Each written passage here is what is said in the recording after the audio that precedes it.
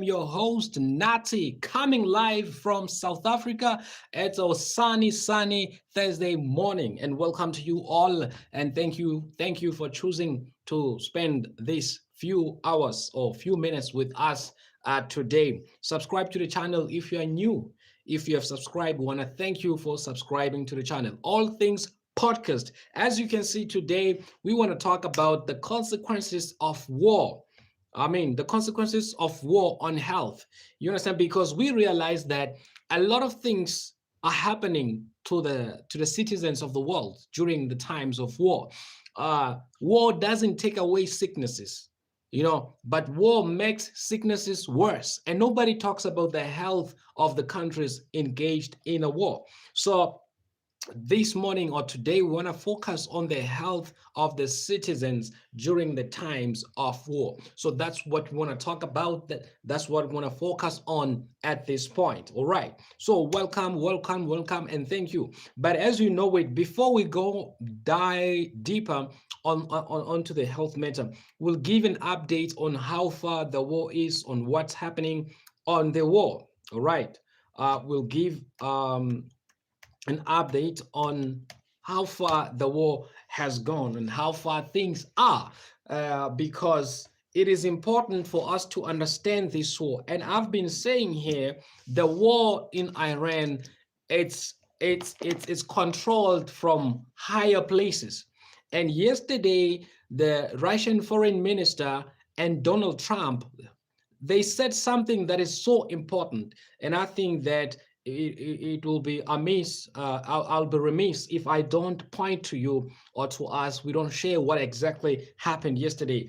Did Donald Trump yesterday say that, in fact, all they want in Iran is the oil? Donald Trump yesterday, look at the videos of Trump yesterday. He said, all we want is oil. All we want from Iran is oil. All right.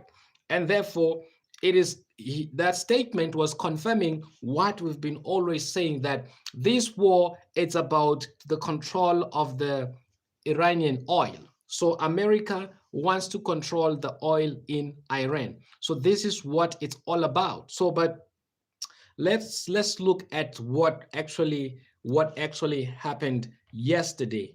So yesterday, the Russian foreign minister Lavrov said that what we see happening currently, it is the reshaping of the new world order. He told us that this is it's something that will lead us to the new world order. And he said that it may look like disruption, but it is not actually disruption. It's something that is good for the bringing about of the new world order. So when we do videos on new world order, YouTube will put a disclaimer saying that the new world order or one world government, it's a conspiracy theory. But yesterday, the Russian foreign minister spoke about the New World Order. And we know that the New World Order, it's about the one world government, one world religion. That is the New World Order. So yesterday, the Russian foreign minister told the entire world. In fact, he did not say they are working on the New World Order. He said we are, meaning the Russian Federation or Russia and all countries, they are part of the New World Order. I can tell you there is no nation under the sun which is not part of the New World Order. China, it's part of the New World Order. Russia, part of the New World Order. Iran, part of the New World Order. North Korea, all these countries are part of the New World Order, okay? Because that's what the Russian foreign minister said. All right, yesterday, that's what he said. He said this. Let me find his exact wording, and then so I do not say something that he did not say. Thank you all for joining us. I'm just looking at the quotation of the Russian foreign minister of what he said yesterday about the war. I'm going to find it right now. He told the entire world that this war, it's working to prepare for the new world order. And we know that a new world order goes with a one world government. So here is what here is what he said. This is from the BRICS News. This is what he said. He said, we are in the middle of reshaping of the new world order.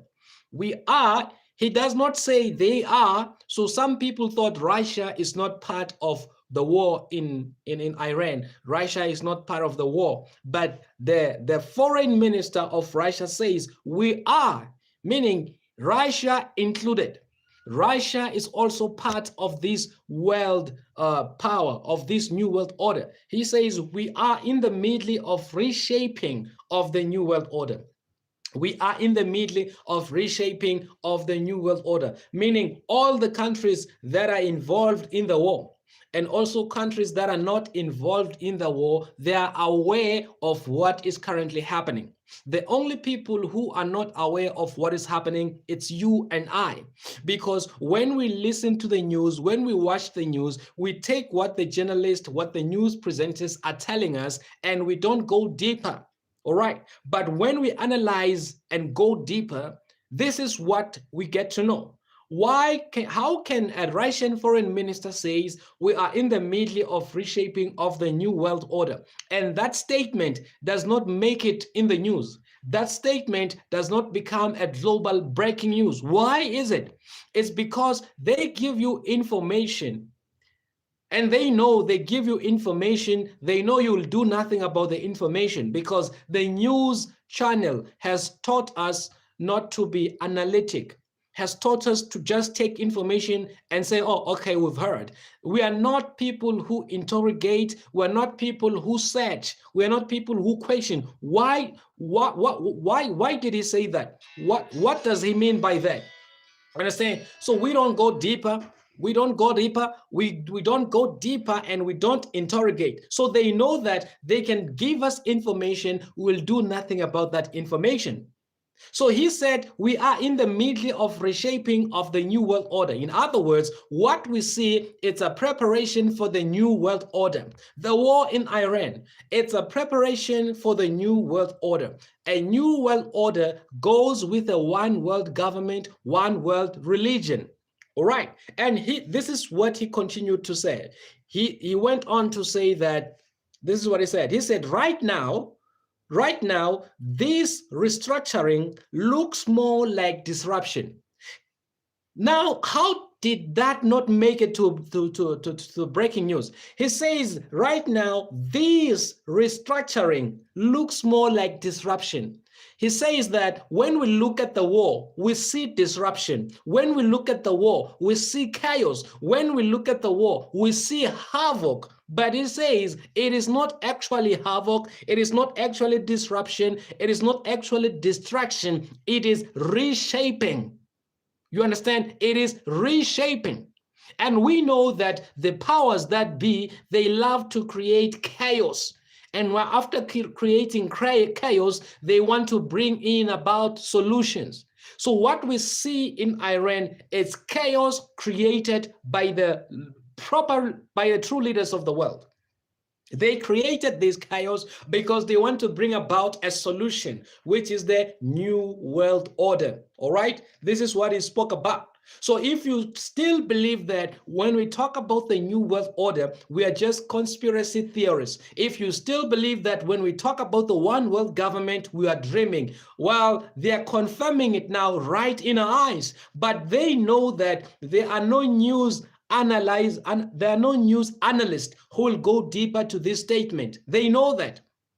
But those of us who are becoming awake to the plans of the powers that be, we saw it and we are like, no, but this cannot be normal. This cannot be normal. How can the Russian foreign minister tell the whole world plain that we are in the middle of reshaping of the new world order? He's telling you that the new world order is coming and we are part of that new world order as Russia. Because he did not exclude Russia from this new world order. He says we are in the middle of reshaping of the new world order. And right now, this reshaping or this restructuring looks more like disruption, looks more like chaos. looks more like havoc. It's chaotic now. But don't worry, it's the new world order that we're working upon. This is what he said. He said the fight for power across the world is fires. In fact, the fight for power across the world is fires. That's what he said. In other words, they are fighting to get power or to control the world. They are fighting to have control of the entire world. This is what the Russian foreign minister said yesterday. I want to take this time and welcome all of you. Thank you for joining us. Subscribe to the channel if you are new. If you are subscribed already, thank you so much for subscribing to the channel. So this is what the Russian foreign minister said. And Donald Trump, this is what Donald Trump said. All right. It's unfortunate that I'm not able to play these videos so you can hear Trump say it himself. Donald Trump said yesterday that the war in Iran, it's not about anything else other than regime change. Donald Trump yesterday, he said that they have heard two regime change in Iran. He said the first regime was destroyed when they killed Khamenei, Ayatollah. He said that was the first regime, all right? And then he said the second regime, it's when they were gathering together, the 80 members, leaders of Iran, when they gathered together to elect a new leader. He said, we bombed all of them. That was the second regime change.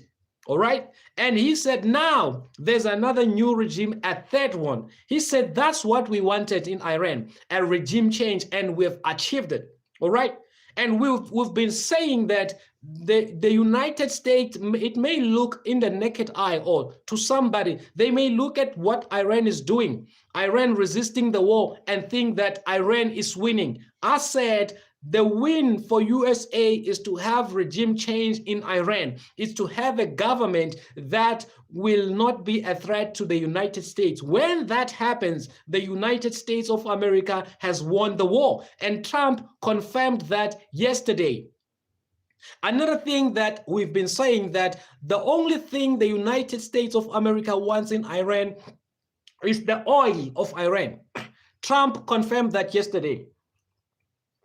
Trump confirmed yesterday that they want the oil in Iran. All right. They want the oil in Iran. They want to control the oil in Iran just like they control Venezuela. Remember, they started in Venezuela and now they control the Venezuelan oil. And Trump was proud yesterday saying, we have so much oil because we've got Venezuela. We would love to have the Iranian oil, and that will make us powerful. So stage one is complete. Stage one, get regime change in Iran. Stage two, get oil. So now they're done. All right. But let's focus on, at this point in time, we'll come back to this. Let us now focus on health. The war affects the citizens. I can tell you now, there are more people who have died through heart attack because of the war. There are more people who do not have access to hospitals because of the war. We have people who are not able to take their medication because of the war. They just bombed a pharmaceutical factory because the war is putting many lives in danger. Many people are not able to take medication because of the war. Dudla Suresh from India, welcome, Dudla Suresh from India. Thank you all for joining us. Welcome to All Things Podcast. We are dealing with the war in Iran, and we are looking at the impact of the war in the health of the citizens of the countries who are affected by this war. Subscribe to the channel if you are new, and if you are subscribed, we thank you so much. The war, it's making many people sicker, and the war is taking many lives. Okay, what happens to people who have diabetes? What happens to people who have cancer? What happens to people who have asthma? What happens to people with different sicknesses during this war? When the roads are destroyed, when the bridges are destroyed, when the transport is destroyed, when hospitals are destroyed, where there is no movement because of the war, what happens to sick people who are not in hospitals? What happens to pregnant women who wants to go to hospital and deliver babies? The hospitals have been bombed. What happens to pregnant people? What happens to people, the very same people who have been bombed? What happens to them because no hospitals? John Briggs, we are so fortunate to have President Trump. Well, you can say you are so fortunate to have President Trump, but look at the damage that has happened because of President Trump. The Americans are benefiting nothing from the war. All we know that in March alone, the United States of America has spent more than $36 billion in the war in Iran. What has the United States benefited from the war? I mean, the citizens of USA, what have they benefited from the war? Douglas Arush, South Africa, you are from South Africa. Okay, say, yes, sir, we are live from South Africa. What has the United States citizen benefited from the war? Nothing. Just like the citizens of Iran have benefited nothing from the war, but death, but sicknesses, mourning, losing fathers, losing children, losing mothers, losing jobs, hunger.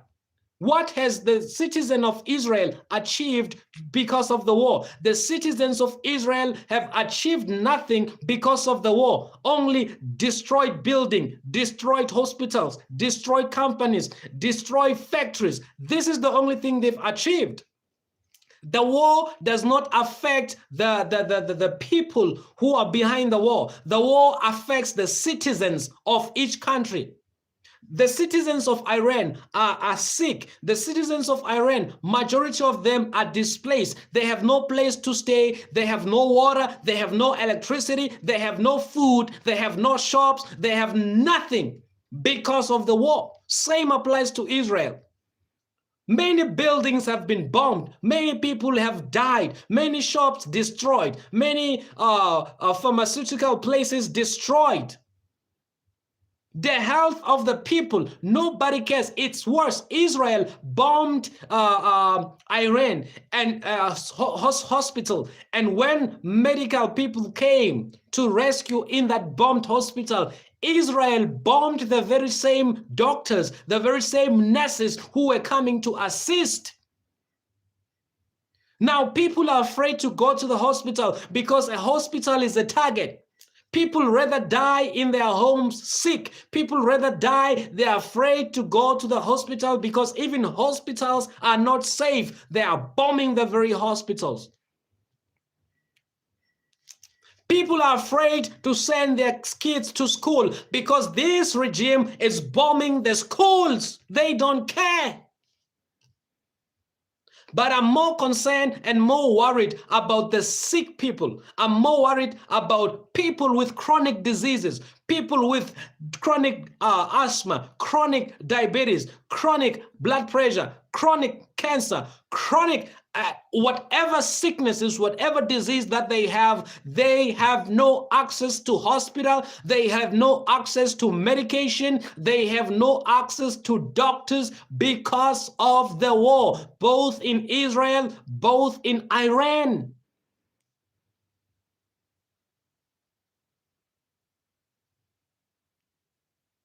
This is sick. This is sick. And you can see that this regime, Israel regime, loves death, loves death. Day before yesterday, the Israel regime passed a law of death penalty on Palestinian people. If you are from Palestine, you commit a crime or you are suspected of committing a crime, your sentence, it's not a fine, your sentence is not 2 days in jail or 3 months in jail, your sentence is death penalty. It's obvious that this regime wants to kill. This regime wants to kill.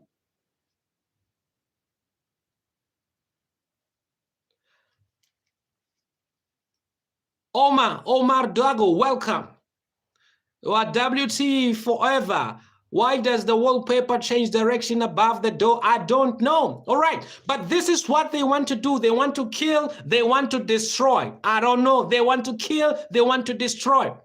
And do you know that there are 5 ways this regime or these powers that are using to destroy humanity, using to control population? Because another thing the war does is to reduce the population of the world.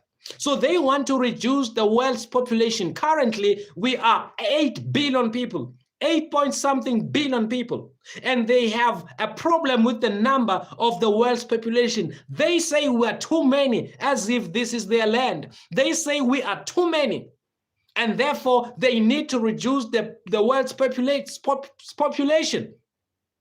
All right, I said yesterday there are 5 key ways, or even 6 ways in which they are reducing the population.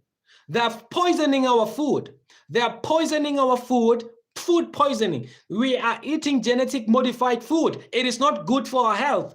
Genetic modified food are unhealthy foods, dangerous for our brains, dangerous for our blood. We cannot produce good blood by eating genetic modified food. Our health is at stake. It's a war on our health. Genetic modified food is poisonous. It's not healthy. It's not good for us. We cannot produce good blood by eating genetic modified food, unhealthy food. Thank you for joining us. Welcome to All Things Podcast. Subscribe if you are new. If you're new to the channel, subscribe. Genetic modified food, dangerous, deadly food. And they don't eat genetic modified food, they eat organic food, but they're giving the world's population genetic modified food. So they're poisoning our food, veggies and fruits, all right? They're also poisoning the animals. They're vaccinating the animals with dangerous vaccines, dangerous chemicals that they're injecting to the animals. We get these chemicals through consumption of these animals. Everything is poisoned. They're poisoning our water. Secondly, the second thing they're poisoning, our water is being poisoned, all right? In South Africa, we have traces of ARVs in the water. What does ARVs want in the water? What are ARVs doing in the water? We thought ARVs are for people with HIV/AIDS, but in the water in South Africa, 3 months ago, 4 months ago, traces of ARVs were discovered in the water in South Africa. Water is being poisoned all over the world. They're poisoning our food, firstly. Secondly, they're poisoning our waters, all right? Thirdly, they're poisoning our skies. We all have seen planes flying on the sky, spraying chemicals, all right? Dangerous chemicals are being sprayed on our skies. Atmosphere pollutions. They're polluting the sky, atmosphere. Do you think those chemicals are good for us? Good for our healthy, good for our lungs, good for our fruits, good for our veggies, good for our farms? No, it's about health. It's war on health. They have a plan to make everybody sick. They want all of us to be sick. Fourthly, they're destroying us through war. Because when there's war, bombs are flying everywhere. Missiles are flying everywhere. These missiles, these bombs, they also have chemicals dangerous for our inhaling, dangerous for our lungs, dangerous for our health. And they're using war to reduce the number of people, because in a war, one bomb can kill thousands and thousands of people. All right? They're also using medicine. They're using medicine. Yesterday, we spoke about blood pressure. We gave an example that how is it that somebody who has been taking high blood pressure medication for the past 20 years, till today, they're still taking high blood pressure medicine? Why can't they be cured from high blood pressure? What are these medicine for? What is this medication for? If you've been taking blood pressure pills for the past 20 years, why are you not cured? Why there's no healing? The pharmaceutical industry do not create blood pressure pills to cure you from high blood pressure. Any medication we take from hospitals, it is not to heal you, it is to control your sickness so that you must remain sick. Because if blood pressure medication cured or healed blood pressure, it was impossible for you to be taking the same blood pressure medication for 30 years, for 20 years. We got people who have been diabetic from since they were 15, they were teenagers, they were diabetic, taking medication. Till today, in their 50s, 60s, they're still diabetic, but they take diabetic medication. Why can't they be healed? Yeah, Dolly Dawkins says correct, because the sick people are money. Sick people equals to money. Exactly. It's about money. Cosmos 9365, Bill Gates is taking all the bill. Exactly.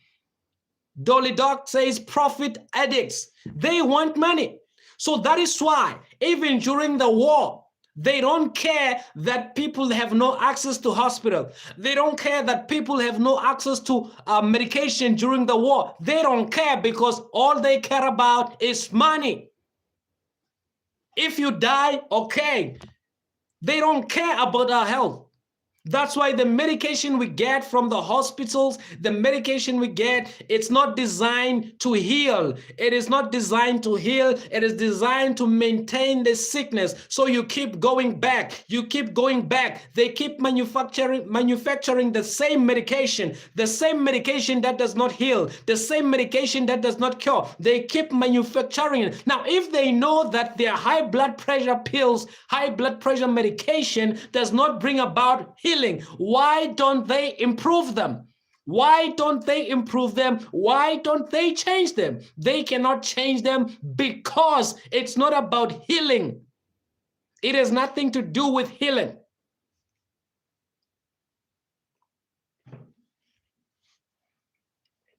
It has nothing to do with healing. Right? Nothing to do with healing. Yeah, Dolly Doka says there is one real good medication, fasting. You correct. The best, we need to go back to natural medication, natural ways of healing. Because before there was pharmaceutical industries, before there were hospitals, each and every family, each and everyone on earth used to use nature to heal their sicknesses. We used to depend on nature. We used to depend on nature to cure our sicknesses and our diseases, and nature worked. But since this Western medication came, since this thing came, we lost track of our own natural remedies. We need to go back to natural remedies. That's the only way. Our system is flooded by pills, system flooded by medicines, system flooded. And the very same medicines, they create other sicknesses inside our bodies. They harden our arteries. Come on, you cannot tell me that you've been popping your body with pills for the past 30 years. For the past 30 years, you are on medication after medication, 30 years, and you want to tell me that your body will remain clean? You want to tell me that your body will remain healthy? No ways. The body, Dolly Dawkins, the body literally eats exactly. Cosmos, yes, fasting is actually good. Nice, bro, well said. Yasin says, hello, are you a pastor? Yes. Dolly Dawkins, the system designed for profit. The system, it's about profit. Jimas Papas, pills replaced feelings. Exact. I think Jimas Papas, you have a beautiful point there. Let's take a look at pills for headache. When you have a headache, the body is telling you either you are dehydrated, you need water. Okay, but each and every one of us, the moment we have a headache, we go for pills. When you have a headache, it's not because you lack pills. That is headache a symbol that your body is in need of pills, or a headache is a symbol that your body is dehydrated or your body needs some cleansing?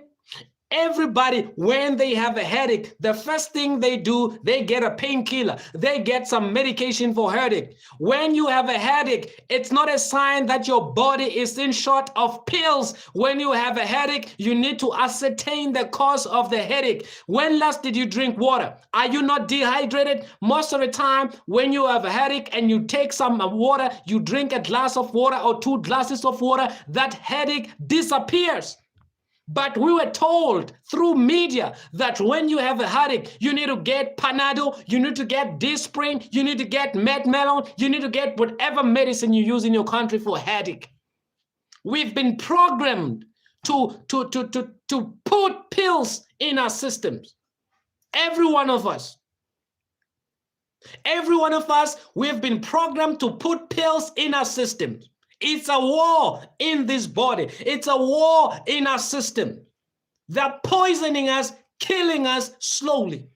Yet, because we don't die immediately, we think it's healthy. There is no medication that is safe. And I want you to not misunderstand me. There is a time and place for hospital, time and place for some medication, all right? If I'm involved in an accident now, if I am involved in an accident now and I break my arm or break my leg, I do need some painkillers to stop the pain. I need some medication to stop the bleeding.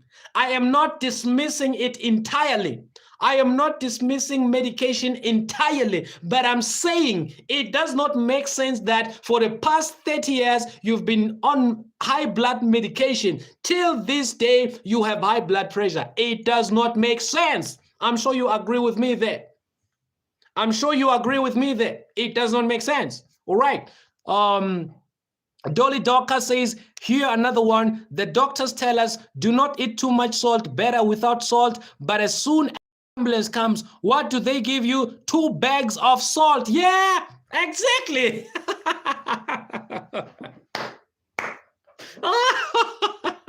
Dolly Dorcas, 100%, 100%. Dolly Dorcas, 100%. JB Jama, get a job, dog. Don't worry, JB Jama. All right, Jima Papas, we can now grow herbs in a garden, but you need a whole factory for pills. Exactly, a whole factory for pills. Cosmos, Pastor, you are wise. Dolly Dorcas, and plants cannot be patented. Jump poppers. All right. Yes, sir. Yes, sir. You see, here's the thing. If medication like painkillers, pain block, all those medications, they are good, all right, for those who are suffering major pain. Like I said, if you're in an accident, okay, if you're in an accident, broken arm, broken leg, bleeding, you need those painkillers, okay, or they want to operate you, okay, they want to operate you, yeah, you need those painkillers, you need those medication to numb your senses, okay, so that you don't feel anything.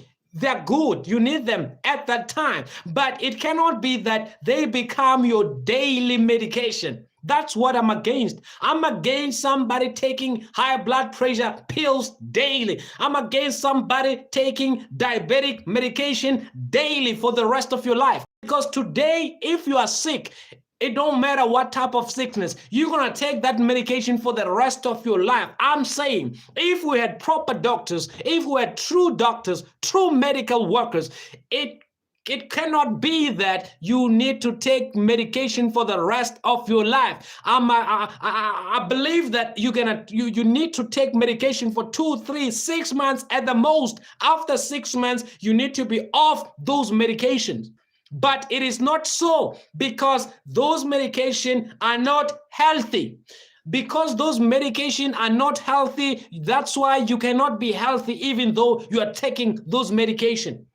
So these medications, those pills are not healthy pills. That's why they don't bring about health in your body, in your system. Stephen Stephen Hyam. Stephen Hyam, medication numbs the mind. Yeah. Correct. Jimas Pappers, try Lender instead of Pandol for headache instead of exactly. Yeah. And I'm grateful. I'm grateful that some of us have an idea on what to take when you have headache. Because it cannot be that you are sick, all right, and you are told that you're gonna take the pills for the rest of your life. Nah, it don't make sense. It don't make sense. Doctors, they're trained. Now, let me tell you something about the doctors and their training. Do you know that majority of doctors, they are not trained to understand sickness and diseases? They are not trained to know the cause of sicknesses and diseases. They are trained to administer medication. Doctors are trained to know what to give you when you say you have a headache, you when you say you have cramps, what to give you when you say you've got a stomach, They're not trained to know, to ascertain the cause. That's why you can go to any doctor and they will just look at you and you're going to tell them what you're going through, and then they will just give you what they've been trained to give you. They are pills administrators. Pills administrators. That's what is happening. We are living in a world that makes money through sicknesses, all right? They make money through diseases. They make money through sicknesses. People are sick, and somebody sat down and said, how can we be rich through the sickness and diseases? How can we make money through the health crisis of these people? All right? So next time you go to a hospital, you need to know that I cannot depend on the hospital, all right? Doppler, welcome Doppler. Cannot depend on the hospital for your health. You need to take your own health into your own hands, all right? Go to the hospital for a quick relief, all right? Let them give you a quick relief. Once your body gets stronger, go to nature. Go to nature, discover natural remedies, natural ways to keep your body healthy, because the natural ways, that is the way. Welcome to All Things Podcast. Thank you for joining us. Subscribe to the channel if you are new. If you are not yet subscribed, please subscribe to the channel. Help us to grow. And thank you all for tuning in. We are talking about the consequences of health during the times of, the consequences of war on health. During the times of war, health is often neglected. During the times of war, sick people are neglected. During the times of war, diseased people are neglected, because everybody is selfish. Everybody is trying to hide. Everybody is going to their bunker. Everybody is looking on their own things. Doctors are afraid to go to work. Nurses are afraid to go to work because bombs are flying everywhere. Everybody is trying to protect their lives. No one will put their lives in risk during the times of war. So we're looking at sick people during the times of war, looking at the health of people during the times of war. I can tell you, in war, sick people are the most neglected. Many people have died due to heart attacks. Many people have died due to dehydration. Many people have died due to stroke. For fear of the war, their hearts failing them, fear of the war, blood pressure rising, fear of the war, and the lack of medication, proper medication during the times of war. If a clinic used to operate for 24 hours, during war it only operates for 2 hours or 4 hours, all right? If a hospital used to operate for 24/7, during wartime, it is limited, and the number of people limited, short staff and all that, and many sick people are very suffering during the times of war. This is what we're looking at. Right, this is what we're looking at. And this war right now in Iran, we know for sure that hospitals were attacked. Hospitals were bombed during this war. And many people are afraid to go to hospitals because hospitals are also no longer safe during the times of war. We knew that when there's war, the safe place you could be, it was a hospital, because the people were sensible enough not to bomb hospitals. We knew a safe place was a church, but today they don't care whether it's a church or what. They bomb it. We knew that a safe place for the sick people were schools, but today they don't even care about the schools. They are bombing the schools as well. There is no safe place. What this war has taught us is that there is no safe place anymore. No safe place anymore. No more safe place. All right, let me take Dolly Dorcas. Dolly Dorcas says, and the dogs guard my strawberries. You guys order, point of order there. Jima's Papa says, my great grandma got at the age of 103 and never took modern medicines, just botanical herbs, good healthy food and fresh air in small village in the mountains. Exactly. Jimas Papas, the secret to good health, is what Jimas Papas has said there. All right, botanical herbs. All right, good, healthy food, fresh air. You see, good food, fresh air, and natural remedies, those are the best, okay? Those are the best. Good food, good, healthy food, fresh water, clean water, okay? Fresh air, exercise, natural remedies, those are the best, all right? Those are the best. And I can tell you now, the pharmaceutical industry was bombed in Israel, bombed in Iran, okay? But nobody's gonna bomb your garden. Nobody's gonna bomb your garden. So when the war, okay, here's another secret. Here's another secret that makes me wanna talk about this. Here's another secret that makes me wanna talk about this. Have you guys heard about the mark of the beast? Have you guys heard about the mark of the beast? I'm sure you've heard about the mark of the beast. So the Bible says the mark of the beast, no one will be able to buy or sell unless you have the mark of the beast. You will not be allowed to buy or sell unless you have the mark of the beast. Whether you believe in the mark of the beast or you don't believe in the mark of the beast, it does not matter at this point. Whether you believe in the Bible or you don't believe in the Bible, it does not matter. I just want to make this point. I want to make this point, and I'm going to go to the Bible, all right?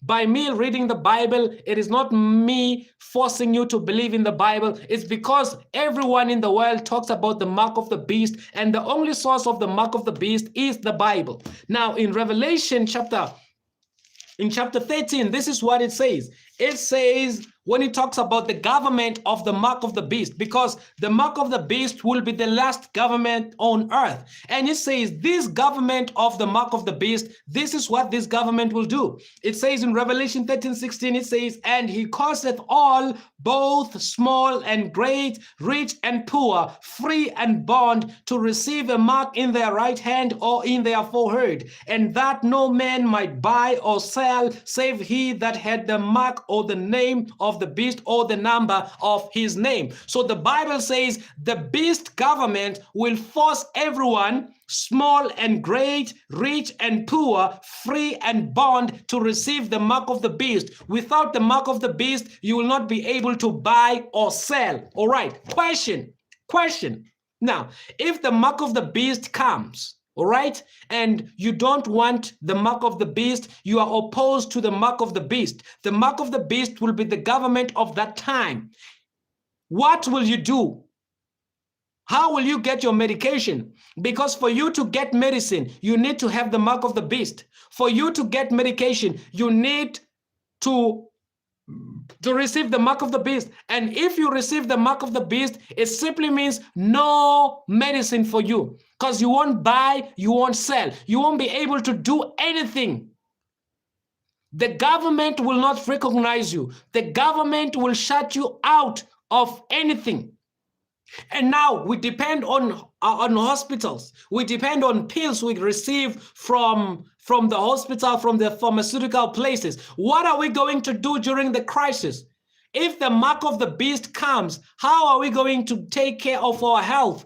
Because for you to receive medication, you need to have the mark of the beast. If you're going to reject the mark of the beast, how are you going to survive without the government? Right now, if you don't agree with the government of Israel, and Israel is killing innocent people, and you don't agree with that, they say because you are opposed to what the government is doing, you are not going to get government services. No water for you, no medication for you, no hospital for you, no shops for you, no buying for you. You are not allowed to do anything, to participate in anything of the government. How are we going to do? How are we going to live? All right, let me take Jima's Papa says, smartwatch, meta classes, contactless payments with plastic money and no cash directly. Exact. That is the mark of the beast. That is the mark of the beast. While David 3501, welcome. While David, our regular member in this podcast.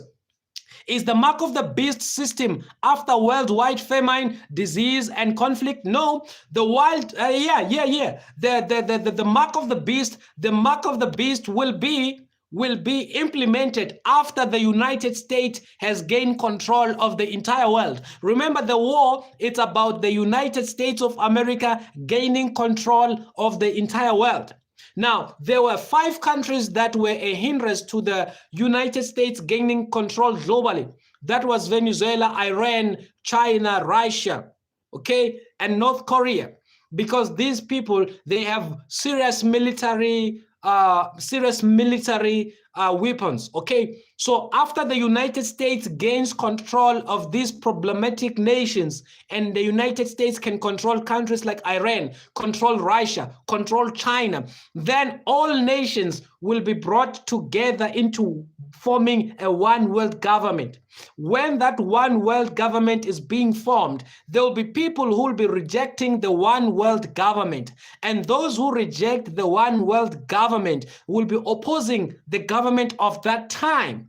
And therefore, that government will issue then an alternative to say, everyone needs to be under this system. Those who refuse to be under this system will not be able to buy, to sell, because they don't want this system. So how can you benefit from the system you do not want? So that's how the mark of the beast will be implemented after the United States has gained control of the entire world. Yes, of course, they will use war, they will use famine, they will use all chaos in the world you can think of to put fear upon the human beings, to scare humanity. Once famine has been used, war has been used, pestilences have been used, everyone in the world will be in fear. Everyone in the world will be crying for peace. They will be calling for peace. They will be crying for a savior. They will be crying for a solution. That is when the one world government will be a solution to say, if we have one world government, then no nation will rise against another nation.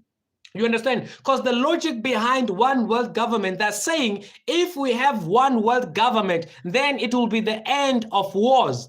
Because now nations are fighting because they want to take the territory of this nation, who are fighting because of nuclear war, who are fighting because of this. So the solution into ending the wars will be the one world government, because if we are one, there's no need to fight. So a one world government will be paraded as the solution to pestilences, to diseases, because when nations fight against nation, when nation rise against another nation, problem becomes bigger for everyone globally. So a one world government will be a solution, to all problems. So that one world government will bring about the mark of the beast. And the mark of the beast will be this way. They will say, in fact, they're already saying it, because we know what the mark of the beast is. Okay, so we need to know what the beast is, and we need to know what the mark of the beast is. And I will tell you for free here what the beast is, okay? I will tell you here what the beast is. Okay, let me take Wild David 3501, right? My point is that most people will not be here at the point of depopulation agenda happens, all right? Well, David, I believe many people will be here. Many people will be here because it is not far. It is not far distance that this thing is going to happen. Okay, Dolly Docas, there should be no government at all, nowhere. Jimas Papyrus for 60 standards. All right, Dolly Docas, we are in there. We are the only fools paying to be here. All right. Now listen, listen, listen. That's how the mark of the beast will be implemented. It's the one world government. Those to show that you belong to the one world government. You belong in the one world government. Okay, you will be required to keep Sunday as the Earth Day, or to keep Sunday as a day to spend with nature, to give nature a break, to give nature a space to breathe. It is in their documents, okay? Laudato Si, the documents of the Pope, talks about Sunday rest, okay? So everyone in the world will be required to honor Sunday as the day of rest, okay? To honor Sunday as the day of rest. They call it Earth Day. They call it a day to spend with your family, a day to spend with your community, in which you are not allowed by law. The state will not allow anybody to do business on Sunday. The state will not allow anybody to open their business, anybody to do anything. They're saying by law, everyone globally in the world will be required to sit down on Sunday, go to church on Sunday, spend time with family on Sunday. All right. Now, to those who are biblical, to those who believe in God, this Sunday thing will be a problem. Even to the Islam community, because we know Islam, they keep Friday as their day of worship. Islam, they go to church on Sunday, on Friday, pardon me. Islam or Muslims, they worship on Friday, okay? So when this global government, this one world government will choose Sunday as the day of rest and the day of worship for all of us globally, those who will reject that day of worship, that day of rest, will become the enemy of the state.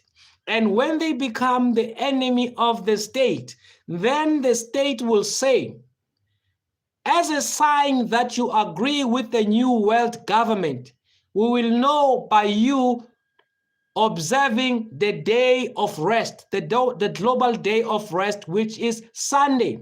So anybody who does not observe the day of rest, Sunday, will be treated with contempt, will be treated, will not be able to buy, will not able to sell. Like while David was saying, at the time we'll be having digital currents, digital banking, everything will be digital, okay? So they'll be able to track you. They will be able to know whether you went to church on Sunday or you did not go to church on Sunday. Okay, so those who go to church on Sunday, their credit score will be added. Okay, they will put money in your account. This is the World Economic Forum's plan. The World Economic Forum's plan, they've planned this thing long time ago. It was in the media. There are videos of the World Economic Forum leaders saying what I'm saying to you, that Sunday law is coming and people will be forced to worship on Sunday. If you don't worship on Sunday, you'll not be able to participate in the things of the government. You will be wiped off of the system of the government. That's why the mark of the beast says you'll not be able to, Dulo Ducks, back up your claim. Yeah, Dollar Dockers explain. All right. So this is what happens. This is what is going to happen. So the mark of the beast is Sunday worship by law. All right. For Muslims, they will reject Sunday worship. Okay. And genuine Christians, true Christians, will also reject Sunday worship, because Sunday is not the biblical day of worship. Okay. Sunday is not the biblical day of worship. The biblical day of worship is Saturday, the Sabbath day, the seventh day of the week. That's Bible. So the mark of the beast will be Sunday worship by law. You can Google Sunday national laws or Sunday global laws. The information I'm talking about will pop out. The videos I'm talking about will pop out. You can Google on YouTube. You can type in Sunday and World Economic Forum, okay? Sunday Law World Economic Forum. The videos will just pop up of the meetings of the World Economic Forum talking about the very same thing I'm talking about. So the mark of the beast is Sunday worship by law, when the one world government will make Sunday a global day of worship for both Christians, for all religions, okay? We are going to have one world government and one world religion. It's coming. It's in the pipeline. All right. But before then, we are dealing with a crisis right now. Before then, we are dealing with a crisis right now. We are sick right now. We are sick right now. How can we deal with our sicknesses today without going to the hospital? How can we take care of our bodies without going to the hospital? Here's the point I want you to understand. All sicknesses are as a result of what we eat. Most sicknesses are lifestyle-based sicknesses. Most of us are sick because of our diet. Most of us are sick today because of our unhealthy habits. The food we eat unhealthy food. We eat poisonous food and we expect our bodies to remain strong, expect our bodies to remain healthy. We drink unhealthy drinks. We drink sugary drinks and expect our system to be healthy. Impossible. If you want a healthy body, if you want a healthy life, you must take care of your body. You must take care of your health. You cannot eat anything that comes to you. You cannot drink anything that comes to your table. You need to be selective on what you eat. You need to be selective on what you drink. Even the times at which you eat, it's important. Do you know that the time of eating is also important? Okay, Depla says, welcome Depla. Depla says, if this happening means there is no good God, so it's better not to be. Well, there is good God. Remember, what I've just mentioned is it is not the plan of God, it is the plan of Satan. What I've mentioned, it is not God's plan, it is Satan's plan. Remember, one day we need to go deeper, all right? One day we need to go deeper. The reason I am not going deeper is because we are not preaching here. It's because this is not a prayer meeting. That's why I'm not going deeper. I'm just giving a summary, all right? Because this is not a sermon. We are not preaching here. We are discussing. If it was a sermon, if I was preaching, I was going to show you, but I'm not here to preach. I'm here to share information, all right? Dolly Docker says, Pastor, everyone else, I have to go. The animals need feeding. Have a good one. Stay safe. Bye-bye. Bye-bye, Dolly Dockers. Love you. It was good having you. Good having you. Thank you so much. Bill Dismatey, I like your Amish neck beard. Rose Metala, what do you think about our future? What do I think about our future? All right. Okay. You know, Rose Matala, what I think about our future. If the Bible is correct, okay? If the Bible is correct, the world is coming to an end. The world is coming to an end. And our future, I don't think we have enough time if the Bible is correct, because according to the timeline of the Bible, okay, according to the Bible's timeline, according to the prophecy timeline, we are living in the last kingdom, okay? In Revelation 17 verse 10, the Bible said that the world will have 7 world superpowers, okay? The Bible said we'll have 7 world superpowers. And today we are living during the last superpower. The first, so let me give you the names of the 7 world superpowers that we've heard so far. The first superpower was Babylon, okay? Babylon, according to the Bible now, according to the Bible, the first world superpower was Babylon. The second world superpower was the Medes and the Persians, okay? The third world superpower was Greece, led by Alexander the Great. The fourth world superpower was pagan Rome, led by the emperors. All right, the fifth world superpower was the papacy. The papacy. Now, the papacy is the Roman Catholic Church. Roman Catholic Church controls the Roman Empire. Okay, so the papacy ruled from 538 AD to 1798 AD. So the papacy, or the Roman Catholic Church, was the fifth world superpower. The sixth world superpower was the French Revolution. France. The papacy was overthrown by France, okay? So France, the French Revolution was the sixth superpower. The seventh superpower is the United States of America, okay?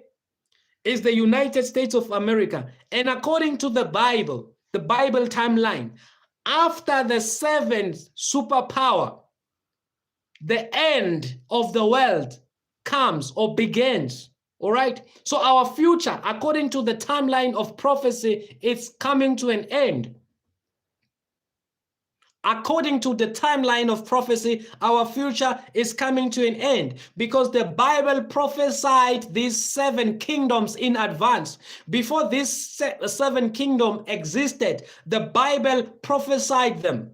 The Bible prophesied Babylon before Babylon existed. It prophesied the Medes and the Persians before the Medes and the Persians existed. It prophesied Greece, Alexander the Great, before Greece existed. It prophesied the Roman kingdom before the Roman kingdom existed. It prophesied the Roman Catholic Church, or the papacy, before the papacy existed. It prophesied France before France existed, and it prophesied the United States before United States existed. Today, we are living under the United States. The United States of America is the 7th kingdom and the last kingdom, according to scripture, according to the timeline of the Bible.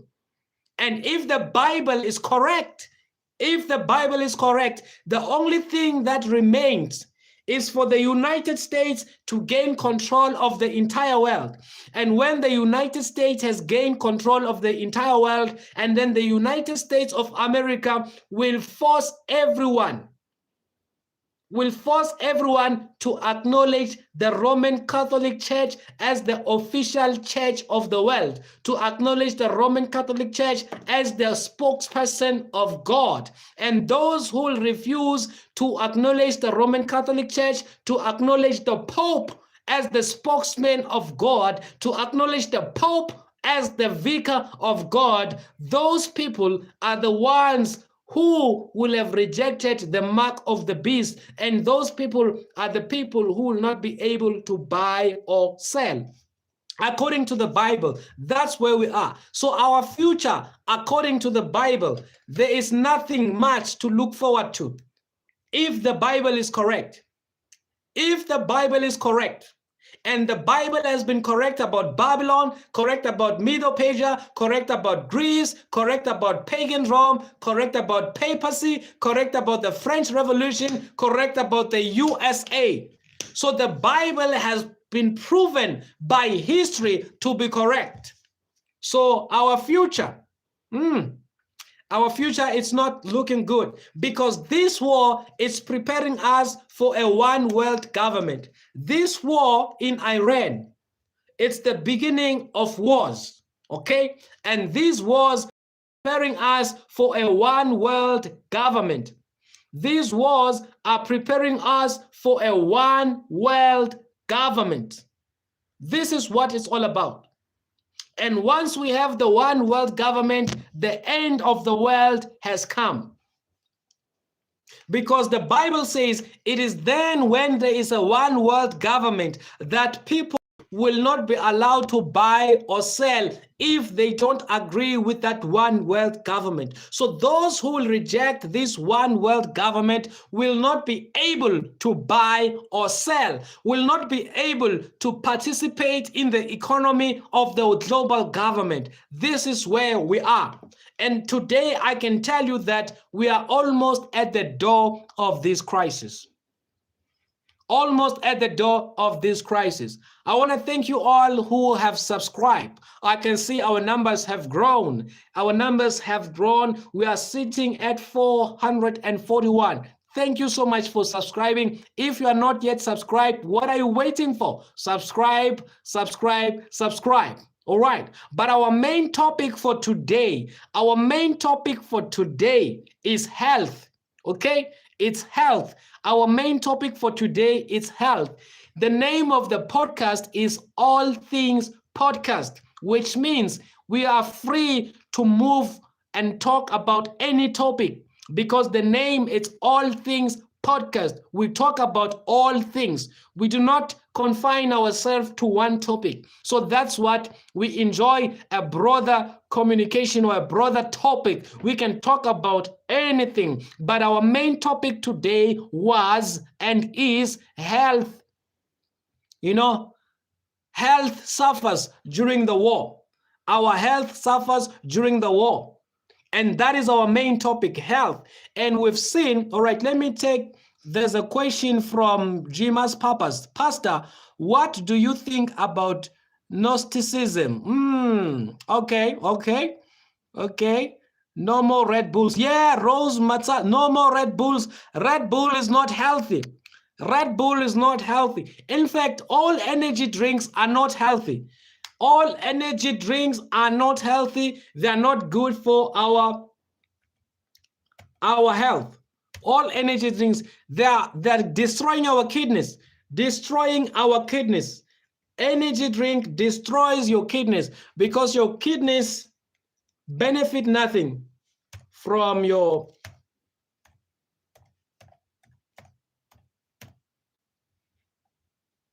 all right. So we need to be healthy, people. Water is the only source that your body recognizes. Water is healthy and organic juices, okay? Organic juices. You can make your own juice. You can drink your own juice, but water is the thing. Water is to go for. Water is the best, okay? Energy drinks, soda drinks, Pepsi, no more Pepsi for you. No more Coca-Cola for you. If you want a good life, if you want a healthy life, all right, let me talk about this. Yesterday, I spoke about cancer. I think it will be remiss for me not to repeat what I said about cancer yesterday. Yesterday, I spoke about cancer. I said, if you know anybody who's got cancer, it doesn't matter what type of cancer, because there's only one cancer, just different location. Cancer is the same. It is just it attacks different location. Lung cancer, breast cancer, cancer, leukemia, blood cancer, cervical cancer. Cancer is the same. It just attacks different location. All right. So anybody who's got cancer, the best way to kill cancer cells, is to stop all dairy products. Okay, stop dairy products. No for you. Nothing that has animal product. Do not use sugar, any form of sugar. If you've got cancer, do not use sugar. When you use sugar, when you use milk and dairy products, you are turbocharging your cancer cells. Cancer cells survives on milk, dairy product, and sugar. It doesn't matter what sugar it is. As long as it's not honey, don't use it if you've got cancer. You are turbocharging your cancer cells. Your cancer cells multiply rapidly when you give them sugar. They multiply rapidly when you give them milk. So anybody with cancer, cut off sugar, cut off milk, cut off meat, Do not eat meat if you've got cancer. Meat causes your body to secrete large amount of acid in your body, and meat makes your body to be acidic. Cancer only survives in an acidic environment. So anybody who's got cancer, their body is acidic. Your body is acidic. Therefore, cancer cells can thrive and multiply rapidly because acidic space is a good breathing place for cancer cells. So anybody who's got cancer, I can tell you they can try this for 3 weeks. In 3 weeks' time, you will see that they will feel better. Remove all sugars, even 100% juice is not good for you if you've got cancer. Remove all sugars, remove dairy products, remove milk, remove meat from your diet, fresh water, fresh air. Take herbs, okay? Good food, all right? Eat proper food, healthy food. You will thank me. You will thank me. Even without medication,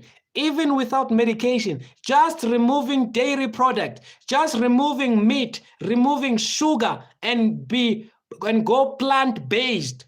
Go plant-based. You will thank me. You will thank me. It doesn't matter what cancer is it. It don't matter. It doesn't matter what cancer it is. Any cancer is destroyed by people getting off meat, getting off sugar, getting off dairy products. All right? What is good food? Eric says, what is good food? Calendar Man, welcome, Calendar Man. What's kicking? We are talking about health during the war.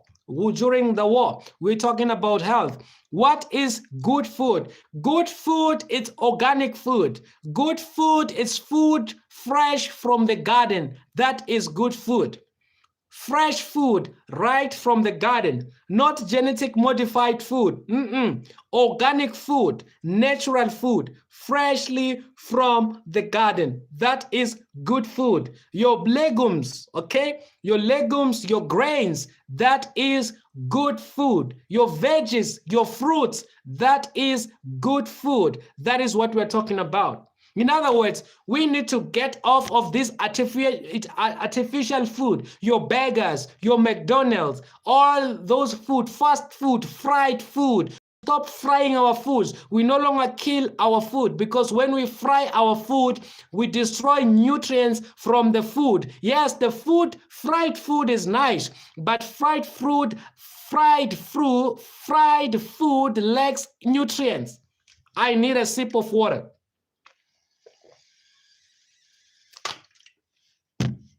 Jima's purpose, a walk in nature. That is the best medicine. Fresh air, walk in nature. That is the best medicine. All right. So we need to eat fresh food. Okay. When you buy food, or you're buying your fruits, you're buying your veggies, you need to look whether they're genetic modified or not. They tell you. The food labels, they tell you that they're genetic modified or organic food. Most of the time, organic food are expensive and genetic modified food cheaper. All right, so you need to look at organic food, fresh food, right from the garden. All right, that is the only way we can protect our health. That is the only way we can take care of our health. Nobody will take care of your health. Nobody will take care of your... I can tell you, the people in Palestine, Rose Metala, we need to grow our own food. Correct. We need to grow our own food. You're 100% correct. Because nobody's going to poison your food.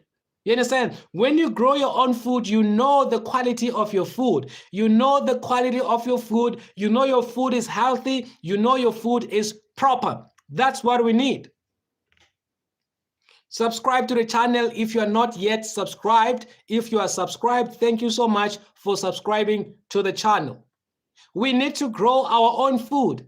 Let your food be your medicine. and your medicine be your food. This is what we need to do. We need to stop depending on the pills. We need to stop depending on the medication. It is time we let our food be our medicine. I can tell you now, those of you who have high blood pressure, those of you who are suffering from blood pressure, or you know somebody who suffers from blood pressure, get them cayenne paper. Get them cayenne paper. Cayenne paper will deal with that high blood pressure. Cayenne paper will be able to eat the plaque on the arteries. It will clean the arteries, and all the plaque will be removed, and it will even soften your arteries, because most of us, we've got high blood pressure, our arteries are hardened, okay? And then when the heart pumps, our arteries no longer expand. Arteries no longer expand because they are hardened. Cayenne paper, it's able to yes, yo, I just see Jima's papas, yes, and curcumin, yes, cumin, black seed, cumin, it's black cumin, it's very good. Black cumin is very good. You use cayenne paper, you use black cumin, that is very, very good for high blood pressure. I can tell you don't need a hospital, you don't need a doctor if you know natural remedies. Black cumin, it's very good. It's very good for your high blood pressure. Those of you who have access to moringa, you can use moringa powder. Moringa powder will deal with your blood sugar, will deal with your blood pressure, will deal with many problems that you have in your body. Ginger, another good. All right, garlic, for any bacteria and fungal things, you use garlic. You see, God had given us natural foods to deal with our sicknesses. Garlic, bacteria-wise, garlic will deal with your bacteria. It doesn't matter. Even for sexual transmitted diseases, STIs, you've got turmeric, all right? For blood pressure, low pressure, turmeric. Turmeric will deal with your low pressure. Nature has medicine, but because we've been taught otherwise, we've been taught that each time you are sick, you need pills. That's why when we are sick, we go for pills. We don't go to the garden. We don't go to the fresh fruit produce. There are natural remedies, okay? Those of you who are suffering from diabetes, we know that there are two types of diabetes. Two types of diabetes. There is type 1 diabetes and type 2 diabetes, okay? Type 1 and type 2 diabetes. All right, one, it's a lifestyle, okay? One, it's a lifestyle. It is caused by lifestyle, okay? All right, lifestyle, the things you eat, all right? Because diabetes, those who are diabetic, they're suffering from insulin, all right? Insulin. Insulin is a hormone produced by the pancreas, okay? That transports sugar or glucose from the blood to the cell. So insulin is important because insulin takes the glucose from the blood into the cells. So when you do not have enough insulin, or when your body does not secrete insulin, it means the glucose will remain in the blood because there is no transport to take the sugar or the glucose from the bloodstream into the cell. That's why you are diabetic. You have too much too much sugar on your blood. That is diabetes. Insulin. Okay, so when you are diabetic, you have a problem with your insulin. Type 1, insulin, you've got insulin problem. Your body is not secreting or producing enough insulin. Insulin, it's a transportation of glucose into the cells. When you eat, your food is converted to glucose, and that glucose goes to your bloodstream, and in your bloodstream, your body will produce insulin. Insulin works as a transport, okay? Insulin takes all the glucose in your blood and put them in your cells, all right? So when you're diabetic, insulin, it's lacking in your body. Okay? Because all the glucose needs to be inside the cells, and then the cells will use that glucose to give us energy to use as energy. All right? Insulin is the key that opens the doors for the cells, allowing the glucose to enter. So when you don't have insulin, when you don't have insulin, the blood sugar, the glucose will remain in your system because you don't have insulin, the key, the transport that unlocks the cells, and then glucose gets into the cells. So this is what we need to know. This is what we need to know. So type 1 diabetes. Type 1 diabetes, it is an autoimmune condition. Autoimmune condition, type 1. You have nothing to do with it. Some, they will tell you that your father had diabetes, your grandma had diabetes, your great-grandfather had diabetes. It is autoimmune. It has nothing to do with you. That is type 1, autoimmune. The body attacks and destroys itself, insulin, all right? The body attacks and destroys.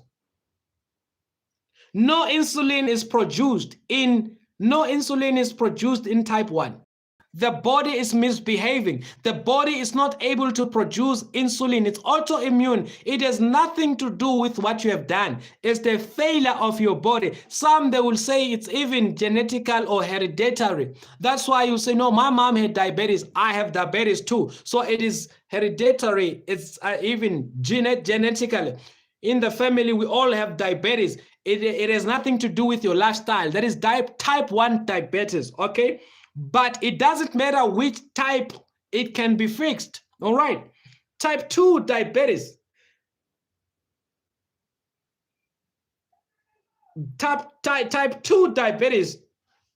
The body does not make enough insulin, okay? Or the insulin does not work properly, meaning the glucose build up in the blood system. So type 2, your body does not make enough insulin, or the body is not using insulin, all right? This can be due to a lifestyle. This can be due to lifestyle. It can be due to lifestyle that I eat too much food and therefore I have too much glucose in my system and my body is slowly producing insulin. My body does not produce enough insulin and there's too much too much sugar in my blood. That is type 2. Type 2, not enough insulin. Insulin is produced, but it is not enough. So to deal with type 2, you need to change your lifestyle. If to deal with type 2, need to change your lifestyle. If you used to eat 10 loaves of bread, you need to eat only 2 loaves of bread, because you can control type 2 by changing your lifestyle, all right? Changing your lifestyle. That is diabetes type 2. Type 1 has nothing to do with your lifestyle. Type 1 diabetes is autoimmune, nothing to do with your lifestyle. Type 2, lifestyle based. You can change your lifestyle and you can be able to deal with it. So everyone who's got diabetes, you need to know what type is your diabetes. Is it type 1 or type 2? Type 1, autoimmune. You did not cause it. It's hereditary. It's your genes. It may be in your family. Type 2, nobody in your family has ever had diabetes, but you have it. It is your lifestyle. You need to change your lifestyle. You need to change your lifestyle. You need to change your lifestyle. All right.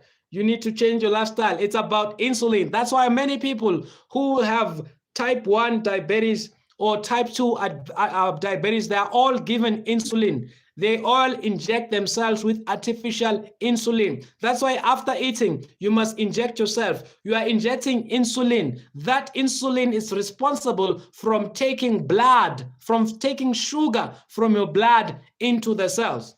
That's why you must inject now and then. Exercise is key. Yes, exercise is key. Jimas Papa says lion's mane, mushroom, or Hypercam help is better than, all right, all right. Jesus is the way, the truth, and the life. Okay, correct. Jima's purpose, exercise is key as well. Even light walking, exactly. In fact, walking is key. Exercise is key. Jima's purpose, we all start somewhere. We all gotta start somewhere. We all gotta start somewhere. And those of you who have diabetes, you need to stop eating refined food. Stop eating refined food. No white rice for you, no white bread for you, no white flour for you, because refined food, immediately you eat them, they turn into sugar. When you eat, this is the question. I don't remember who asked, what is good food? Another good food is brown rice, brown bread, brown flour. Anything that is refined is not good for you, especially when you have diabetes. Because when you have diabetes, you need to eat organic food. You need to eat food that do not quickly turn into glucose. White rice, immediately you swallow it, it is refined, it turns into glucose. But brown rice, it will take time for that thing to spark. You understand?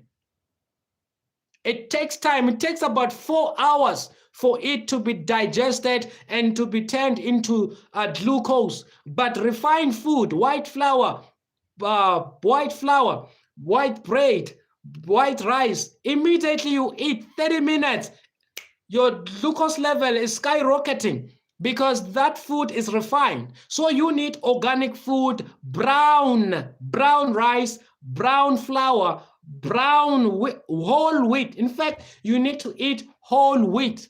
Cornflakes, you need to eat all bran, not those white cornflakes, not those white, yellow. You need all bran flakes, wheat bix, okay? Those are the ones that are good for you. And you need to remove animal products. You don't use cow's milk. Use soya milk, almond milk. Use milk made from the nuts, okay? Don't use cow's milk. It is not good for your health.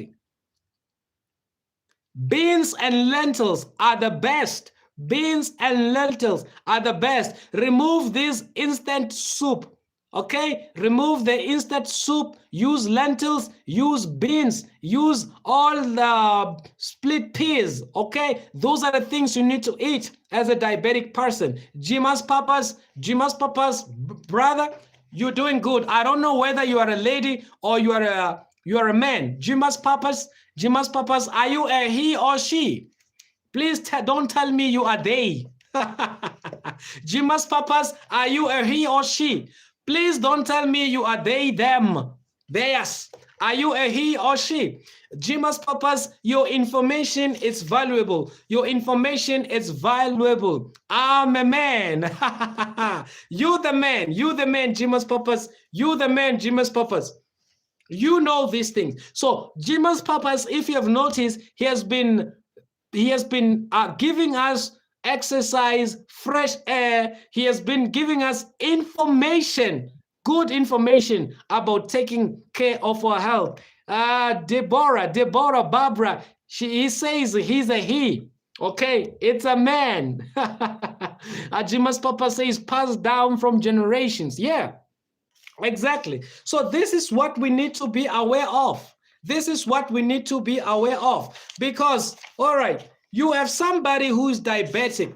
You have somebody who is diabetic drinking Pepsi, drinking Coca-Cola. You are killing yourself. You are killing yourself. Remember, we said that it does not help taking pills for and the reason you are taking pills for 30 years is because we're not changing our lifestyle. Any person who is sick needs to change their lifestyle. If you are sick, your lifestyle can change, must change. You cannot live the life you used to live before sicknesses. Before you had diabetes, you lived a certain way. After that being diabetes, you still live the same way. It cannot be. Before high blood pressure, you lived, ate anything, drank anything, you have blood pressure, you still continue the same way. It cannot be. It cannot be. We need a lifestyle change, all of us. Let me show you why we are taking medication and there is no healing. I'm going to read you here a Bible verse that tells us that we can take all types of medication. We will never be healed because we did not change our lifestyle. At this point, it does not matter whether you believe in the Bible or you don't believe in the Bible. It doesn't matter. I just want you to know the reasons why we're taking medication and there's no healing. Listen to what it says here. Listen to what the Bible says about that.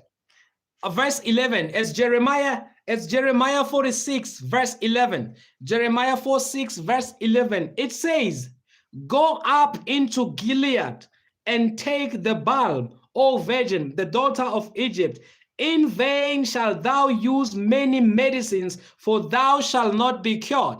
The Bible says, in vain you shall use many medicines, but you shall not be cured. You know why we use many medicines in vain and we are not cured? Is because we do not change the lifestyle. We do not change the lifestyle. We do not look at the cause of the sicknesses. If you want total healing, you need to ascertain the cause of your sickness. You need to ascertain the cause of your disease. Why am I sick? What is making me sick? How can I be free from these sicknesses? What can I eat? What foods are encouraging my sickness? What food is encouraging or fueling my disease or my sicknesses? Until we do that, in vain we shall take many medication, we shall never be cured. That's why you are taking high blood pressure pills for the past 20 years. You are taking medication, but no healing is coming. Did you change your lifestyle?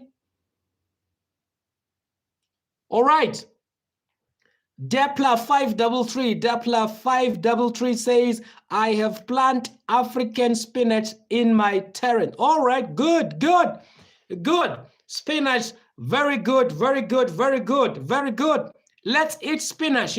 We need to leave these chickens, vaccinated chickens, vaccinated beef.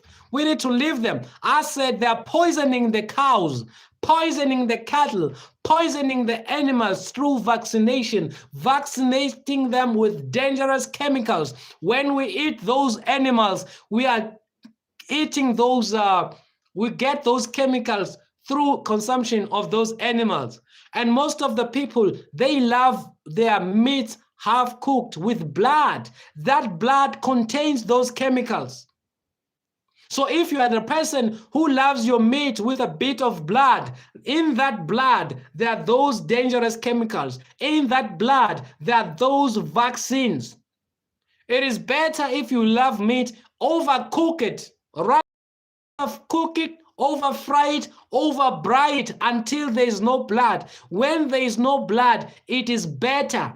It is not healthy, but it is better without blood.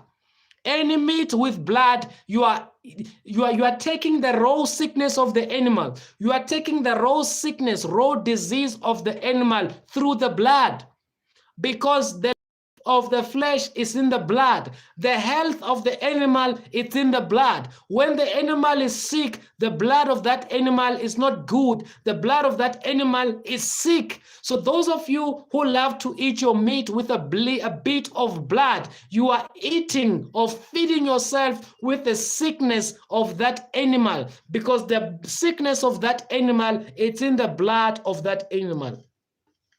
Why is it that when you are sick, the doctors take your blood? You know what they want in your blood? They want your sickness in your blood. So sickness is in the blood. So when you eat meat with blood, you are eating sickness of that animal. Overcook the animal, fry the animal, brine the animal, barbecue the animal until as it has no blood. I don't mean you should eat it black. I don't mean you should burn it, but fry it, brine it, barbecue it until there is no blood oozing out of that meat. It is not healthy, but it is better. Subscribe to the channel if you are not yet subscribed. Subscribe to the channel if you are not yet subscribed. Thank you all for subscribing.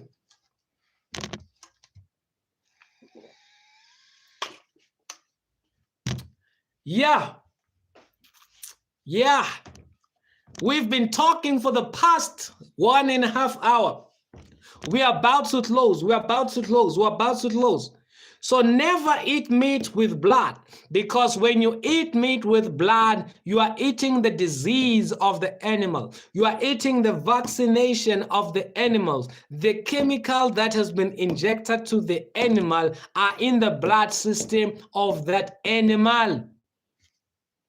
I know, especially in the Western countries, all right, in the restaurants, it is a norm that your meat will still have blood.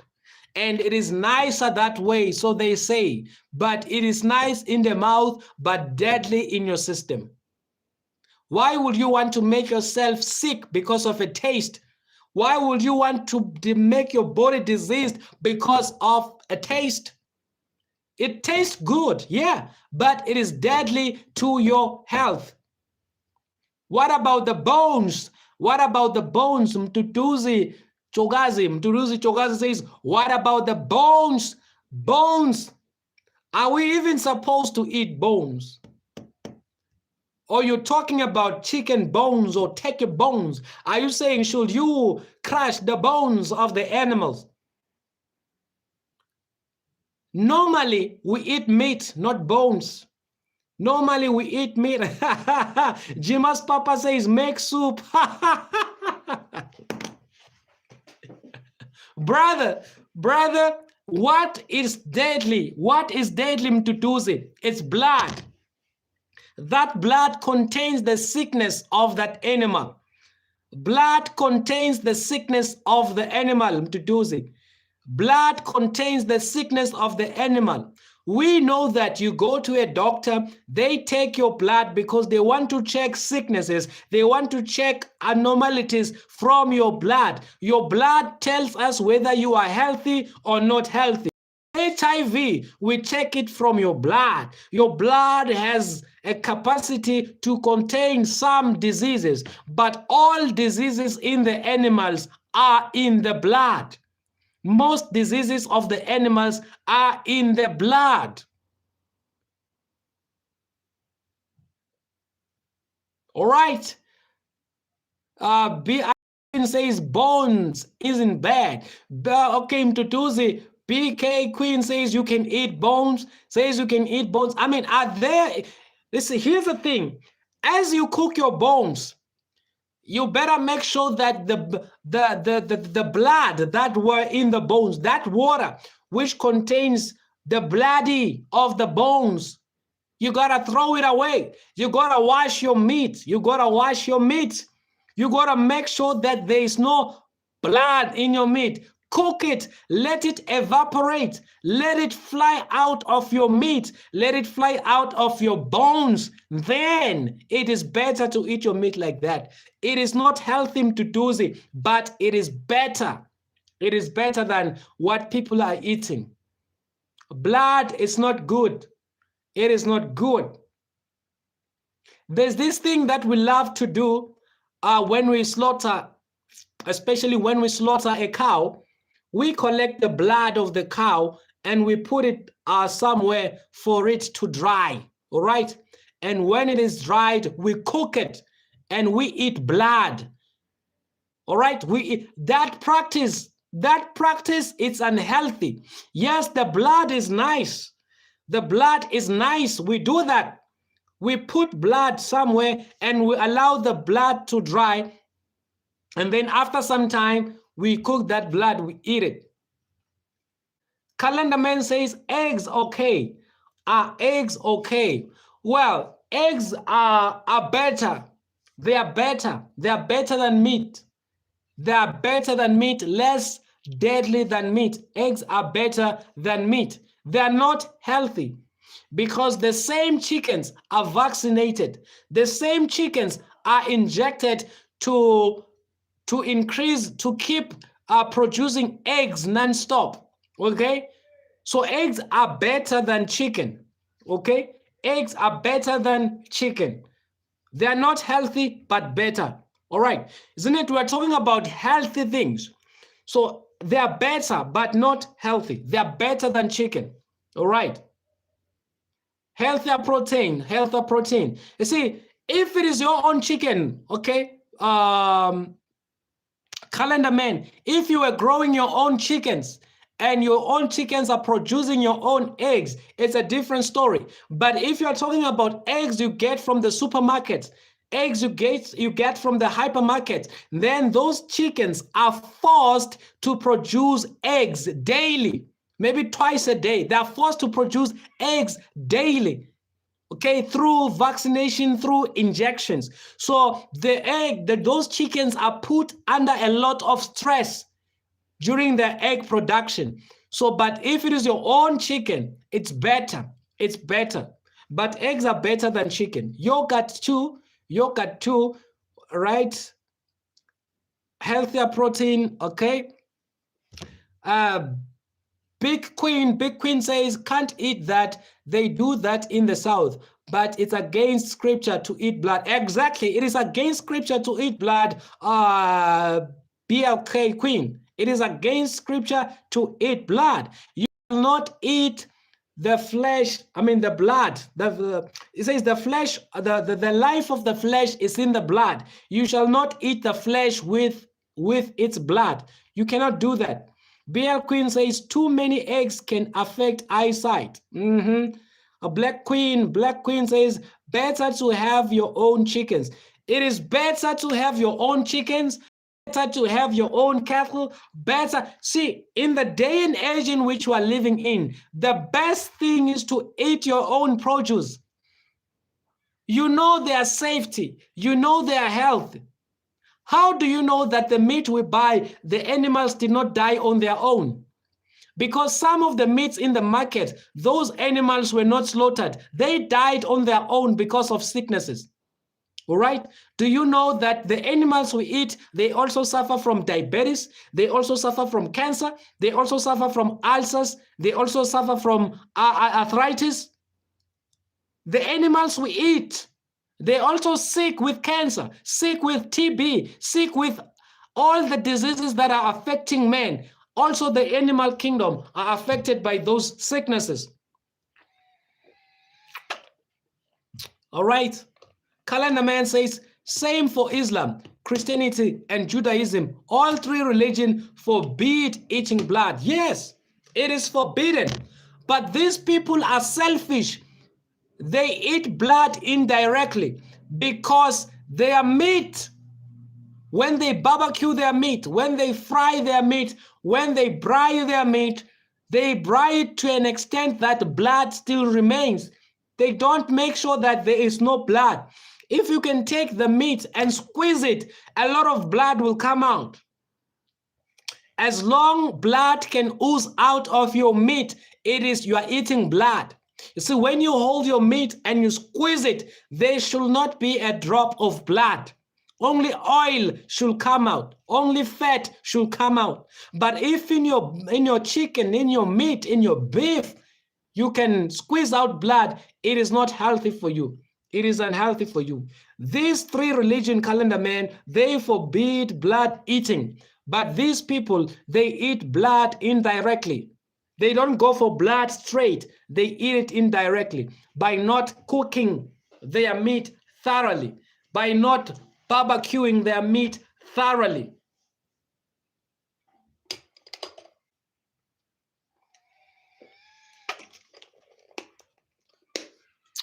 All right. So we need to take care of our health. We need to take care of our health. Okay, let me ask this question. What is going to happen what is going to happen the day the war affects all of us globally?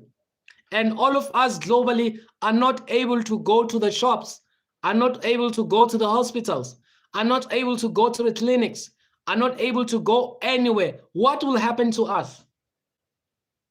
To the sick, how are we going to maintain our health? To the hungry, how are we going to eat? How are we going to get our food if we don't have our own food? If we don't grow because to some people, it is far-fetched to grow your own chickens. It is far-fetched to produce your own eggs. They say, why bother produce your own eggs when you can buy eggs? Why bother having some poultry? doing poultry farming when you can have your own, when you can buy. Yes, now you are able to buy. What happens when you are no longer able to buy? Yes, now you are able to go to the shops. What happens when you are not able to go to the shops? You say, what's the point of having a garden when I can walk into a shop and get my spinach, get my broccoli, get my cabbage? What's the point of growing my own food? Yes, now you are able to enter the shop. Now you are able to go to the shop. But what will happen during the times when you are not able to go to the shops? You remember COVID-19? How difficult it was to go out because of social distancing? How difficult in the first weeks of COVID for you to be in the shop? No one was allowed to go out unless for essential services. Now it's gonna happen again. You think what happened during COVID-19 is over? No, it's gonna come back. It's gonna come back worse. It's gonna come back worse. Jima's papa says, I'm not okay. Black Queen says better to start growing your own food. Yes, Black Queen, it's better to start your own food. Jima's papa says, I'm not afraid. I'm not afraid of death in those circumstances. I will play the cards I was dealt. All right. Black Queen says, I'm in the US, born and raised, trying to hurry my African husband to get back to Africa so we can start growing. All right, Black Queen. All right, Black Queen in America, in the USA. Black Queen, that's the best thing you can do for yourself. Have your own garden, grow your own food. If you have a bigger land, your own animals, your own poultry. If you want eggs, own poultry farming, all right? You do your own agriculture. Do your own agriculture, all right? You have your own garden. You have your own meat. You have, just do that. Just do that. And chicken grown by your own will have freedom of movement, because the chickens and the turkeys that we buy from the shops, they cannot move an inch. They are crowded. They are crowded. They cannot move. They are not healthy. But if you grow your own animals, your own chicken, your own turkey, your own sheep, your own goats, your own whatever, they have a bigger space. They are healthy because they exercise daily. You understand? They exercise daily. Exercise is as good to animals as it is good to us human beings. Whatever is good for a human being is also good for the animals. If exercise is good for man, it's also good for beast. If clean air is good for you, it is also good for your chickens. If clean water is good for you, it's also good for your animals. All right? You cannot eat sick animals. You cannot eat diseased animals and expect to have good health. Impossible. That is why we are taking medication, we never recover, because our diet is made up of sick animals. Our diet is made up of unhealthy food, both fruits and veggies. We need to change our diet. We need to change our food. We need to go to whole foods, organic food. That's the only solution we have. That's the only solution for us. That's the only thing we can do. Without that, we will be sick until Jesus comes back. But we need to be healthy. Our family needs us. Imagine, health is affecting families. Many people are dying, leaving their children because of ill health. Many people, if many people were healthy, they'll still be alive today, taking care of their sons, taking care of their daughters. But because of sick health, they died prematurely because of sicknesses and diseases. And children today are fatherless. Children today, are motherless. Children today are orphans because of sicknesses. So sicknesses is robbing our nations, fathers and mothers. Sick diseases is robbing our nation's breadwinners. What happens? Who will take care of your family if you allow diabetes to kill you? Who will take care of your family if you allow arthritis to kill you? Who will take care of your family if you allow pneumonia to kill you? Who will take care of your family if you allow your body to be sick, your body to be weak? You die prematurely, your family suffer, your sons suffer, your daughter suffers, your mother suffers. So when we take care of our body, take care of our health, it is not for us personally, but it's for our loved ones. It is for our family. As a man, I need to be in good health to take care of my family. The more money I make, the more healthy I should become. But the opposite is true today. The more money a man makes, the unhealthy he becomes. You had a small tummy before you started working. Today you are working, your belly is this big. You can't even reach your belly button. You are so fat and you think you're healthy. You are sick. Before working, you used to wear size 30, size 28. Now you're working, you are wearing 40. You are too big, you are chubby. You think, no, I'm working. I'm here living a nice life. You are sick. No nice life, no good life. It's sickness. The moment you become oversized, the moment your body expands and you become overweight, you are sick. Having money, having good food doesn't mean you should change your size from 30 to 45. Once that happens, you are sick. Jima's papa says they take their pharmacy vitamins.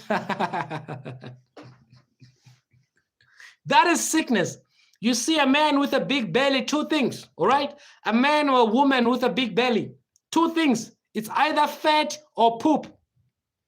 It's either that belly is produced by fat, too much fat, or too much poop, too much waste stored in that belly. Two things. A man or a woman with a big stomach, two things. One of two things. It's either that stomach is caused as fat, it's a lot of fat and burnt fat, or it's too much dirt, it's too much poop, too much stool. You cannot go. Do you know that if you eat 2 times a day, you should go and release yourself 2 times a day? If you eat 3 times a day, your stool also should be 2 times a day. You should be able to relieve yourself 2 times a day. But you have people who eat 4 times a day, 6 times a day, and they don't even go to the toilet once a day. Some, they go to the toilet 3 times a week. Where did all that food go? Where did all that nonsense go? Where did all that stool go? Where? Too much, too big stomach, feces, stool, full of in your stomach. What? And today we praise a man with a big stomach. Wow, look at that man. He's enjoying life. He's got a big belly. In South Africa, we call it umkaba, unomkaba. You've got umkaba, man, umkaba. You are cabalicious. You are cabalicious. You are cabazelling with your umkaba. You've got a big stomach. Nonsense. You are sick. Change your health. Change your lifestyle. It is unhealthy. Papa says yes and wonder why every fat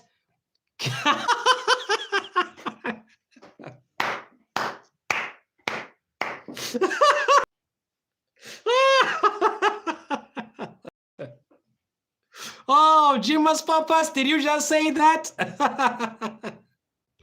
Jima's Papas, order on you, order on you. Oh my God. Oh my God. Oh.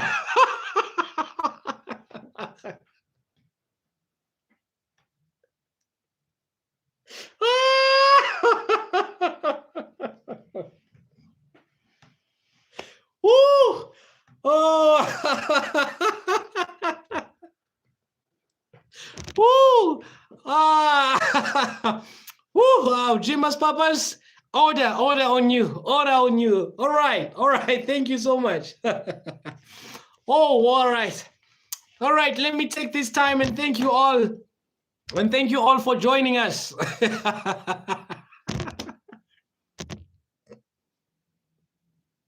Subscribe to the channel.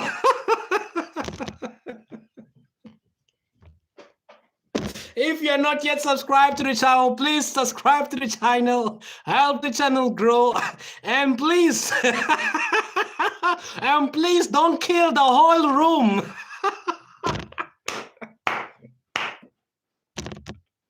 Subscribe to the channel and don't kill the whole room with your...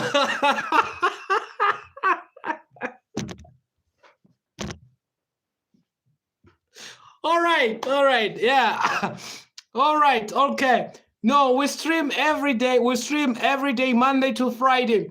Monday to Friday at 11 o'clock. Monday to Friday from 11 o'clock to to 1 o'clock. It's usually 2 hours. Yeah, every day of the week from Monday to Friday, we do our streams from 11 o'clock. All right. Thank you so much. Thank you so much, Jimas Papas. In fact, there's a verse in the Bible which says, a merry heart doeth good like a medicine. Okay, a merry heart doeth good like a medicine. In other words, when you are happy, your health will be good. Yes, see you tomorrow, hopefully. Yeah, thank you so much. When you are happy, even your health becomes good. When you are sad, even your health is affected. So a good heart, a good mind, a positive heart leads to good health. So we need to be very, very, very jealous. Guard our health jealously. All of us. All right, all of us, we need to guard our health jealously. All right, as we conclude, the war in Iran, it's costing many lives. Not only is bombing killing people, not only are missile killing people, but health of the people in Iran is failing them. Those who are sick in the areas affected by the war, they die due to poor health. They die due to lack of medication. They die due to lack of access to hospitals. All right, they are also dying. So people are not dying only because... Yes, Jimas Papas, laughter is a great medicine. So people are not only dying because of bombs or because of guns or because of missiles, they are also dying because of poor health during war, because they do not have access to the roads. They do not have access to transportation because their areas have been bombed. Their hospitals have been bombed. Their clinics have been bombed. We know that during the war, the media will not show us the true state of the areas affected by the war. The media will not show us the true state, and they don't report exactly what is happening. They report what they want us to know. So they don't show us all information. All right. So what we've seen so far in the media, it's not everything. We've seen some pictures, some videos of building destroyed. I can tell you what we've been shown. It's only a fraction of the real state of war. All right. And nobody is reporting, no journalist is going around looking at the health of people. Many died of stroke, many died of hypertension, many died of all these sicknesses and diseases. Many, their hearts have failed them, heart attack, because for fear. What will you do when a missile just dropped next to you? Some, they died because of their hearts failing them, heart attack. So war is dangerous. War, it is dangerous. It affects you directly and indirectly. So we need to take care of our health and need to know how can we take care of our health without pills. All right, that is important. If there's something that we must take away today, it's taking care of yourself without pills, right? Without pills, without medication. That is important. Taking care of your health without a hospital. See, if you can take care of your health without a hospital, you are now independent, okay? You are now independent. Nobody can force you to do something you don't want just because you want to have good health. Yes, Black Queen, go back to nature. We need to go back to nature. You are correct. You are correct. John, don't cheat is fire. All right. Yeah, so this is what we need to know. And this is what we need to do for ourselves, all of us. We need to take care of our health. The health of your family should be in your hands. No one should entrust a doctor with their health. Don't entrust the health of your family to a doctor, because the doctor works for the same people. The doctor is not trained to cure disease. A doctor is trained to be an administrator of medication. The doctor will only give you medication until you die. Everyone on blood pressure medication, they will take those medication until they die. Everyone on diabetes medication, they will take that medication until they die. Arthritis, you will take it until you die, because the pills and the medication are not calculated to cure you, are not calculated to heal you, but are calculated to keep you in that condition and to keep you going back to them, because they keep producing the same medication for blood pressure, for sugar, diabetes, for asthma, for all these diseases. Okay, death by prescription. We are dying by prescription. Prescriptions give them an extra paycheck. Exactly. Prescription give them an extra paycheck. Thank you all for tuning in. Please subscribe to the channel if you are not subscribed. Let's call it a day. This is where we ended. Thank you so much. Don't go without subscribing if you're not yet subscribed. Let us meet again tomorrow. God be with you. Peace be with you. All of you. Goodbye. Goodbye.